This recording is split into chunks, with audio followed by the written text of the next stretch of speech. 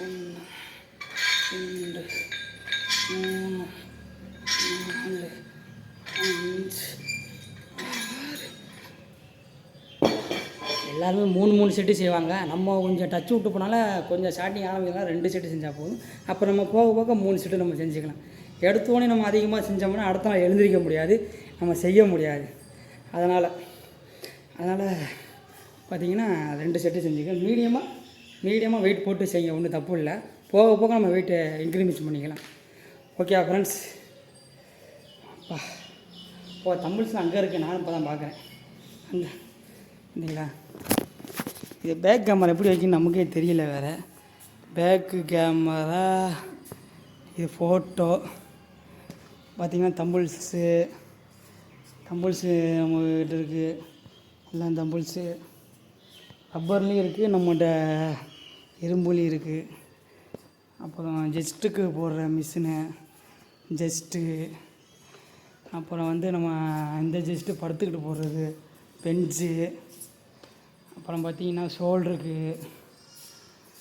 ஷோல்டருக்கு எல்லாம் இருக்குது. ஷோல்டருக்கு அப்புறம் முக்கியமான ஒன்று பார்த்திங்கன்னா நம்ம இது ஓகேவா. அப்புறம் பார்த்திங்கன்னா பாக்ஸிங் கூட இருக்குது. பாக்ஸிங் நம்ம குத்திக்கலாம், பாக்ஸிங். அப்புறம் பார்த்திங்கன்னா இங்கே ஜெஸ்ட்டுக்கு இங்கேயும் இருக்குது ஜெஸ்ட்டு. இது நம்ம ஊரில் இருக்க ஜிம்மு, நல்லா பசங்க டெவலப் பண்ணி வச்சுருக்காங்க. இந்த கண்ணாடியெல்லாம் மாற்றிருக்காங்க. நம்ம முதையோட இப்போ கொஞ்சம் நல்லாயிருக்கு. இப்போல்லாம் வேலை பார்த்துருக்காங்க அவங்க. ஓகேவா. இங்கே பாருங்கள், கண்ணாடி இப்போலாம் புதுசாக பண்ணியிருக்காங்க. ஏன்னா கண்ணாடி பார்த்து நம்ம செஞ்சால் தான் நம்ம அந்த ஒரு ஆர்வம் வரும் உங்களுக்கு. அப்போ தான் உடம்பு அந்த வாவு சைஸு எல்லாம் நமக்கு தெரியும். நீங்கள் எப்போ செஞ்சாலும் கண்ணாடி பார்த்து செய்யுங்க. அப்போ தான் ஒரு விறுவிறுப்பு வரும், ஒரு ஆர்வம் வரும்.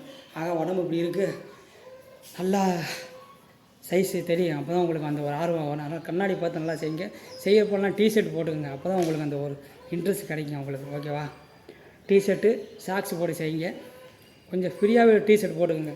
அப்போ தான் நீங்கள் செய்கிறப்போ அந்த டைட்டு உங்களுக்கு தெரியும். டைட்டாக போட்டு செஞ்சிங்கன்னா ரொம்ப இதாக இருக்குது. ஆனால் லூஸாக போட்டுக்கோங்க டிஷர்ட்டு கொஞ்சம் லைட்டாக.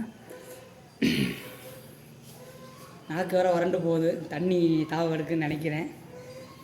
நம்ம சிக் பேஸ் இருக்கனால தண்ணி அதிகமாக குடிக்க மாட்டோம், தண்ணி கொஞ்சம் மீடியமாக குடிப்போம். ஆனால் வெயில் காலம் வேறு தண்ணி ஃபுல்லாக குடிக்கும். இப்போ சிக் பேஸு நமக்கு போயிடுச்சு டோட்டலாக.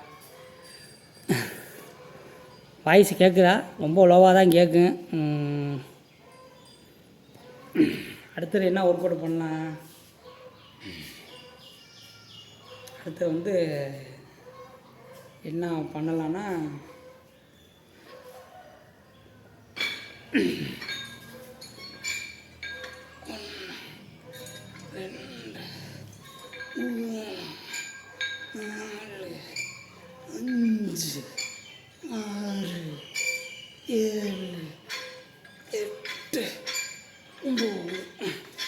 இது பார்த்திங்கன்னா ஷோல்ட்ரு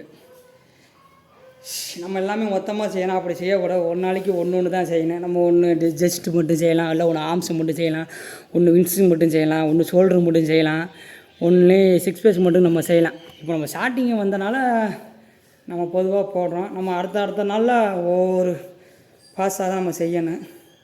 அப்போ தான் அந்த உடம்பு லெவலு கரெக்டாக வரும். நம்ம ஜிம்முக்கு ரொம்ப நாளாக நம்ம வீட்டிலே ஒர்க் அவுட் பண்ணுவோம்.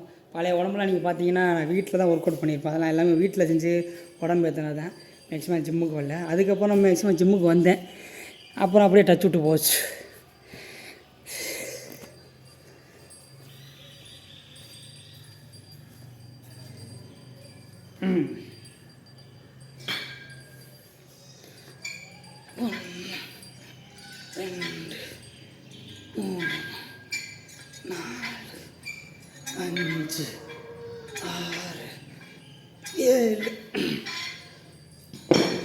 ஸ்டார்டிங் கவுண்டிங்லாம் கொஞ்சம் கம்மியாக போடுங்க, ஒன்றும் தப்பு இல்லை.